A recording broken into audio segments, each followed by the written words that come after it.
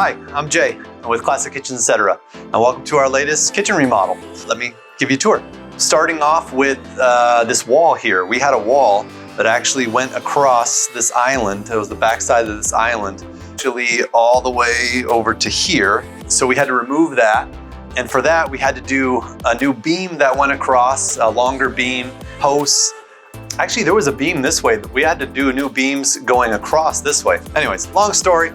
We had to do a bunch of stuff with beams in the ceiling. Everything though ended up being flush mount, so you don't have any drop beams in this whole space. So just the whole kitchen to the family room area is all opened up. One of the goals of the remodel was to try to get these two rooms, the kitchen right here and the family room, to be one space.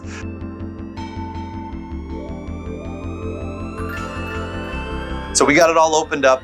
We did leave this wall here just as a space to put the cabinets into. That created this new space that we have here. There was a little island here before. It was kind of a weird shape, so it ripped all that out. Obviously ripped out all the cabinets, redid the plumbing, the electrical, the whole 9 yards, you know? Then we redesigned the cabinets with a black ebony matte island. So it's like a black matte island, and then with the white perimeter cabinets. This is all shaker style, called Caravel, from the cabinet manufacturer Canyon Creek, and then on top of the natural wood floor, which is another cool point, which I'll talk about. Wanted to have an island that has eating space for at least 5-6 people. What I like about designing for like a family is having seats along the side and then seats along the front, so that if someone's sitting here, someone's sitting there, you guys are almost facing each other. You can really have a conversation and talk to each other, almost like a real dining room style situation. To achieve that, we just overhang, to make any eating bar, you just overhang either 12, 14, 16 inches, whatever you really want. This one here is our standard 12. So we did a standard 12-inch seating, or 12-inch overhang, and then we just overhang it on the side. So basically you stop the cabinet short, overhanging on the side. And there you go, you got your eating bar on the side. The countertops are a white quartz. Now, quartz is something that is very popular today. It's a mixture of natural stone, which is the quartz, and they mix it with epoxy, and so it ends up being man-made. It is man-made, but it is made with real natural stone. That is the quartz component of the product. It can come in different types of colors and everything, and really the colors that everyone wants right now are the white marble looking colors. And you can see why. It has really good durability as far as like scratching. You don't want to put hot stuff down directly onto quartz though. It can take it, but it will scar it eventually, and maybe even scar it the first time, depending on how hot it is. So you always recommend to put something down first on the countertop before you put something straight out of the oven or right off the stove. That being said, it has a very beautiful look to it. This one's called Calicut Miranda from a company called Arizona Tile. It has a white background, but not super white. It's kind of like an off-white. And then it has some really nice gray and blue veins that kind of go through it. Finishing off the island, we did some pendant lighting, spaced it out over the island. Something else to think about is heights. When you have an island, we're an 8-foot ceiling right here. So you have a space of 5 feet between the countertop and the ceiling. So you want to space these appropriately. These are at 32, which I think is a nice height. I'm normally between like 32 and 36, depending on how high the ceilings are and what the fixtures are and everything. But you can tell that if you're sitting down here, you have, I'm 6'2", you can see right through, there's no problem. Even standing up at my height, I can see under it.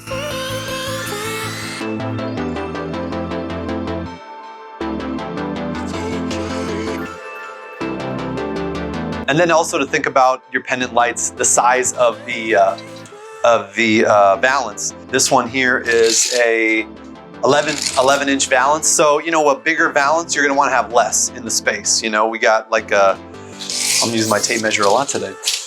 We have like a 7.5-foot countertop. So again, 7.5 feet, looks like 2 with the 11-inch valance. That seems to be the proper proportion for the space.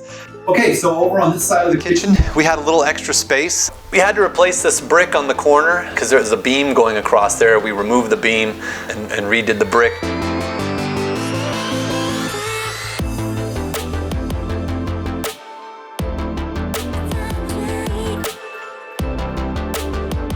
and it made a little space right here. Decided to put in a microwave oven unit. This is like a kind of a pantry unit with a built-in microwave. They have a really cool microwave by Bosch. And then up in the upper here, we just have extra storage. We have 2 drawers here, which is kind of cool. And down here we have a rollout. So you have 2 doors, and then the doors open and there's a rollout. And this rollout has some shelving and some open space. So as you can see, you can organize it in all different types of ways. Traditionally meant for pots and pans, but I mean, it's just extra storage. So you can put whatever you want in it. In the perimeter of the kitchen, we start off with a bank of drawers, which is really nice for pots and pans. We have a Super Susan here, which is a little bit different than your Lazy Susan. A Super Susan has wood shelving instead of the plastic. It doesn't have a pole in the middle.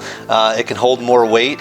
It's got a little bit better ball bearing mechanism for the trays to spin around on. And then in the upper cabinet, we have another Lazy Susan.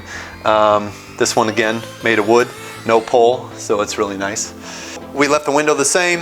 We did put a little shelf in here with the countertop. We did a full splash, as you can see, with the same countertop. We have a farmhouse sink. This is my favorite farmhouse sink by Kohler. It's the model is the Whitehaven, and I like it because it has a little lip that overlaps the cut that we have to make on the cabinet. It makes a really, really nice finish to the cabinet. We have a Moen faucet with a little hidden sprayer in here. These are very cool.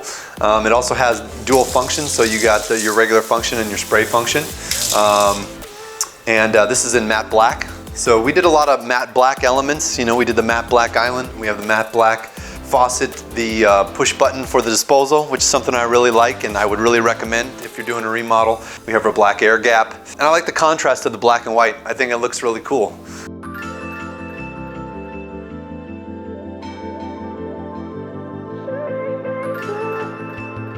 Talking about the sink, working triangle. I know you've heard that before. So trash and recycle. We have a double rollout that we put in, that we design in with trash and recycle built in. I like it next to the sink, or you could have it opposite the sink, but somewhere where from the sink you can put something in there or turn and put something in. That's the best way, in my opinion, to design the space, is to have the trash can really close to the sink. And in this case, we have a smaller space. Oven's right here as well. So again, you have the trash really centrally located. You have the island here. You can use the trash. It's all good. Another feature that we included in this design is the pot filler. Again, matte black to match everything else. We have our hood, which I like to leave a little gap in between the hood and the cabinets. Actually, that's required to leave a little gap. So it's not just me that likes it, it's the code that likes it. And then we did the full splash, all with the Calicut and Miranda quartz. The last part of the perimeter cabinets is an upper cabinet and a lower bank of drawers, but we also installed or designed and installed a spice pull-out. You know, spices, oils, they're adjustable shelves, so you can do a lot of stuff. All right, then we have our space in between the island and the cabinets, the perimeter cabinets. Another thing I wanted to go over is the spacing. This is a 48-inch space. Now that you can tell, this is a really nice space. I love a 48-inch space. You can go a little bit tighter if you need to. You can go to a 42. Anything lower than 42 starts to feel really cramped, especially if you have some bulkier items like the range, like the fridge, in between those openings. You're really going to want a 48 if you can get away with it. Now you can see the full scope of our design here with the ebony matte cabinetry in the island, the wood floor that we put together. Now this matches the existing wood floor that goes throughout the whole house. So we were going back and forth. Do we rip out all the house and do something totally different, or do we just spend a little bit extra money, because this is to make a 2-inch oak floor that matches existing oak floor. Obviously that's a pretty pricey item. When you balance it compared to tearing out the entire house and doing some kind of floor throughout the whole house, this ends up being the most cost-effective way to do it.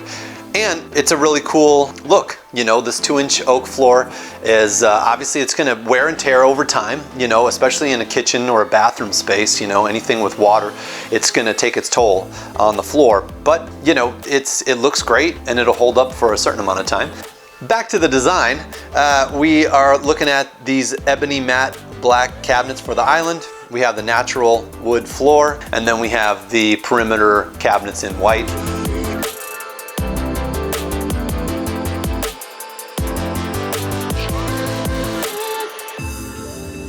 It's a very eclectic design that could fall within like a mid-century modern. It could also be considered contemporary, which just means what we're doing today. What we did also with pulls is we went with like a brushed gold finish on the pulls. And then we went with matte black on the pendants, matte black on the plumbing fixtures. So again, you can mix and match different finishes, and I think it looks good. Another cool thing about the design on this is that we just did all drawers, you know, in this island. So again, you're gonna have a lot of space for pots, pans, bowls, strainers, everything you can think of, and then you have your thin drawers at the top for your flatware, utensils, extra towels, everything like that. So, and on the end of the island here, we have a quartz countertop that waterfalls down to the floor. It has a return too, just like the countertop, so everything here is mitered and looks really symmetrical and nice. And it just adds another really cool design element to the kitchen. And finally, on the south side of the kitchen, the perimeter wall designed the refrigerator, and we designed some pantry units on each side. We thought it would look nice to have the, you know, a little more built-in feel to have the fridge in the middle of these pantries versus like two pantries and the fridge pushed to one side or the other. So, you know, we got the rollouts here. Those are really nice with the pantry units, storage up there, rollouts on the other side, and there you go. Another clever way to design extra storage space in your kitchen, especially if you're removing walls, because if you remove walls, you're taking out cabinet space. There's no way around that. But you can, if you're taking out walls to put in an oversized island, you can make the island wider and you can put some 12-inch deep cabinets on the back end of the island. So basically what that does is, you know, this is a 12-inch deep cabinet, just like your uppers are a 12-inch deep cabinet. So, you know, it gives you that storage space back. The only thing that you gotta consider is who's gonna be sitting at the island. Are they gonna be able to keep their feet off the doors? A lot of times what happens, especially if you have young kids, they're gonna put their foot right on here and then they're gonna start to, you know, pull the door off of its hinges. And here is the transition between the old floor and the new floor. So you can see that the old floor does have a little more wear and tear on it, but the new floor we got to match really, really good. So it can be done. If you do have a 2-inch oak plank floor, it is possible to match your existing floor with some new floor. And that wraps up our latest kitchen remodel. Thanks for watching. I'll see you next time.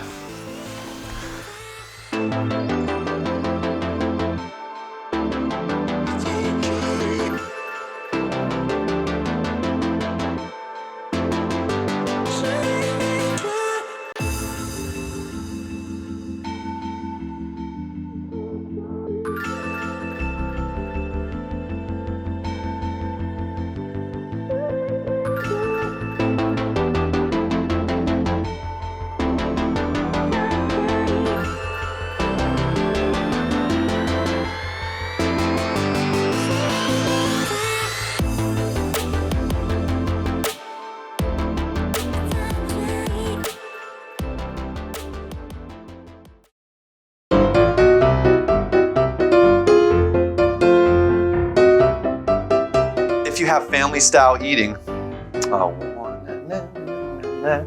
is, you know, this was partially, I don't remember what this was, but you'll see the before pictures to see what it was. I remember we had something we had to deal with right here. Okay, then we move along to the window, which we didn't really do much with the window. They have an existing window there. Once we started getting into changing the windows, did we change this window? No. And then your working triangle, can you see me here? Yeah, that's the nicest that's the nicest, another cool feature that we integrated into this kitchen is integrated the word I'm looking for. What's the word I'm looking for? Another feature that we added. Integrated still works. Integrated is a word that would fit right there? Uh-huh. Why does this sound wrong? It's not the word I'm thinking of. Included? I don't know. Anyways. Designed into? Yeah, I know, right? Included in the design, that's what I'll say. So let's talk about the design. So we have the matte black cabinets. I don't know how you're gonna transition into that. So, and finally on the, I don't know what, this is the south side. It's a really cool fridge, by the way. It has a little window that looks inside of it. That's nice. So you don't have to open it up to, you don't have to open it up, or maybe you can do something. Oh, has another little door. That's cool.